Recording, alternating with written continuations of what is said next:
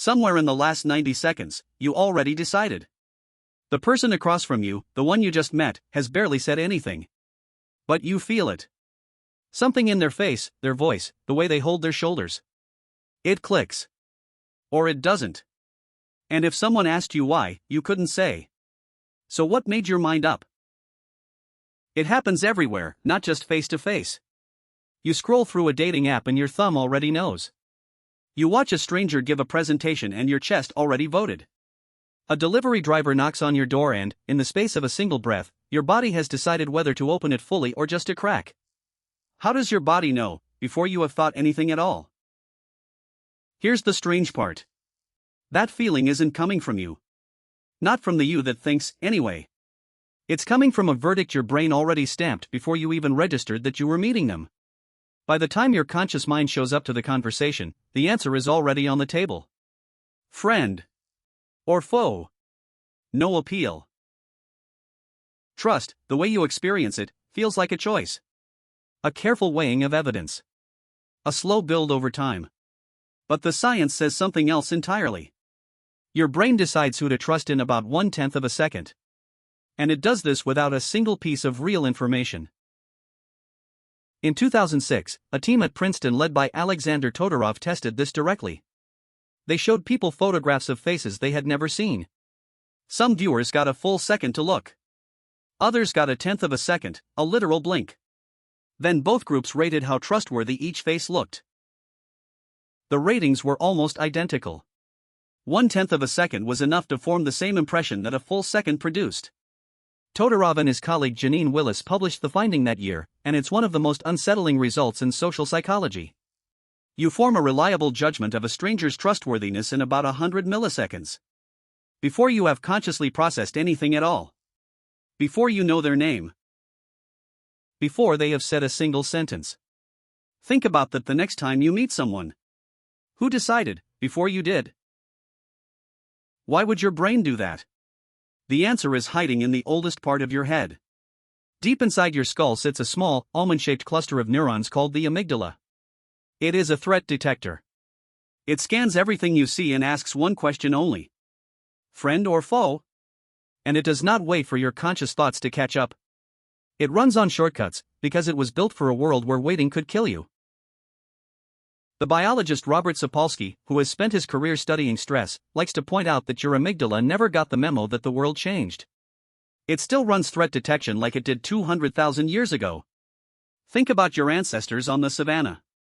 They didn't meet strangers often, and when they did, the stakes were enormous.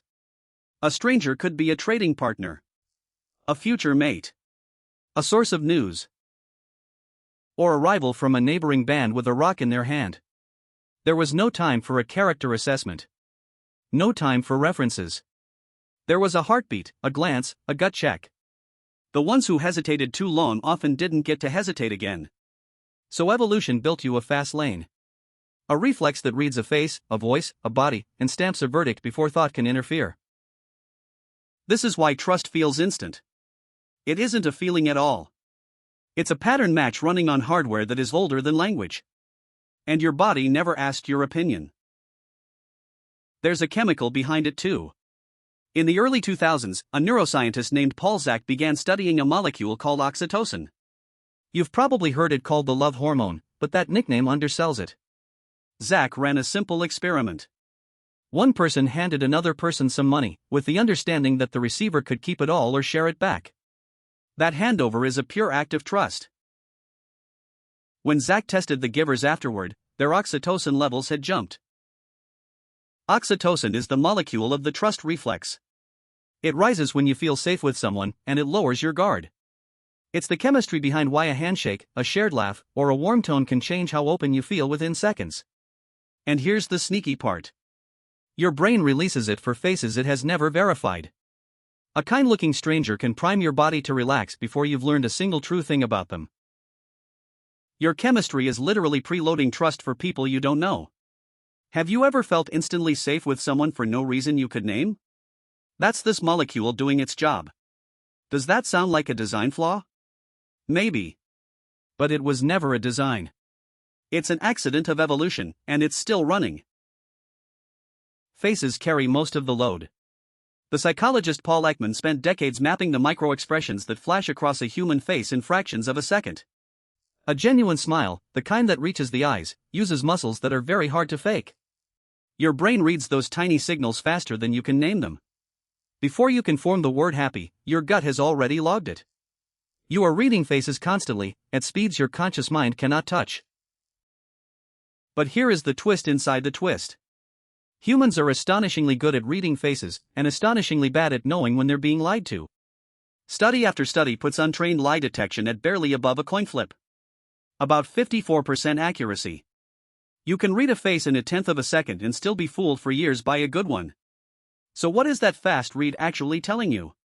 Not whether someone is honest. Just whether someone looks like a person you've learned to trust. And you started learning that long before you could talk. The British psychiatrist John Bowlby spent his career watching how infants attach to the people who care for them. He found that your very first experiences of safety or danger set the template for trust. A baby whose caregiver responds quickly learns the world is reliable. A baby whose caregiver is unpredictable learns to stay on guard. That calibration happens before you have words, before you have memories you can recall. Your trust reflex is tuned by your earliest days, and it carries that tuning into every handshake and hello you'll ever have. Ever wonder why some people seem to trust everyone and others trust no one? A lot of it was written before either of them could speak. It gets stranger, because you don't just trust faces. You trust symbols. Robert Cialdini, a psychologist who built his career on the science of influence, documented how often people obey a person simply because of a uniform, a title, or a badge. Researchers call it the white coat effect. The exact same request, made by someone wearing a lab coat, gets complied with far more often than when the same request comes from someone in street clothes. You trust the symbol without ever checking the person inside it. Ever bought something just because the person selling it looked the part? And you trust groups. In the 1950s, the psychologist Solomon Asch ran a famous experiment with lines on cards. A room full of actors gave the same obviously wrong answer, one after another. Then it was your turn, and you were the only real subject. Most people went along with the crowd at least once. Not because they changed their minds, but because the pressure of agreeing faces was too strong. Your brain treats a chorus of agreement as evidence. Trust by consensus, even when the consensus is wrong. How many times have you agreed in a meeting you didn't actually agree with? So your trust reflex reads 3 things: faces, symbols, groups. And none of them require you to know the person at all. Now here's the problem. This entire system was built for a world that no longer exists. Your ancestors lived in bands of roughly 150 people. That's the number the anthropologist Robin Dunbar landed on, and it shows up again and again across human history. In that world, strangers were rare, and every stranger was a genuine risk. The cautious reflex paid for itself 1,000 times over. Today, you meet more strangers before breakfast than your ancestors met in an entire lifetime. Every app you open puts a new face in front of you. Every feed, every checkout line, every meeting, every notification. And your ancient reflex cannot tell the difference between a tribe member and a data point.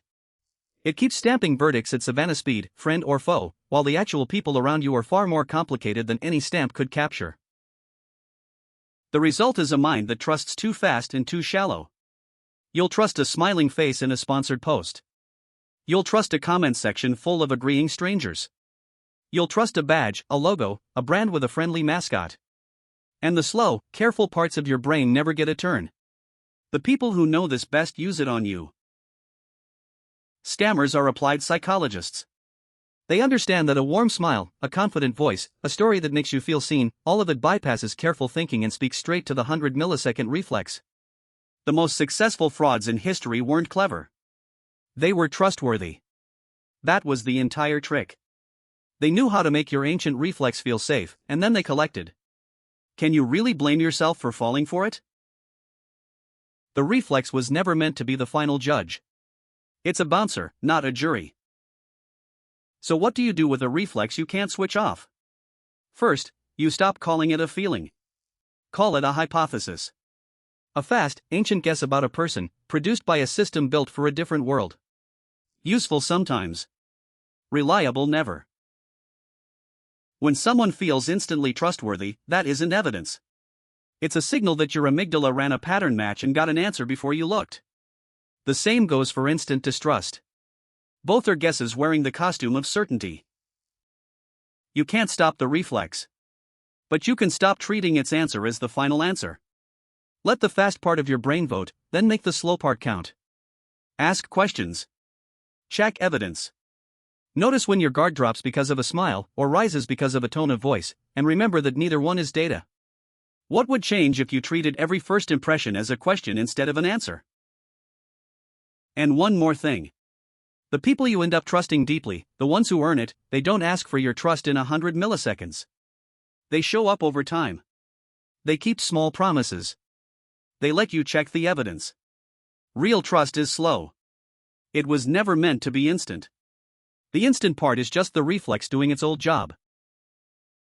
So the next time you meet someone and feel it in your gut within seconds, you'll know what's actually happening.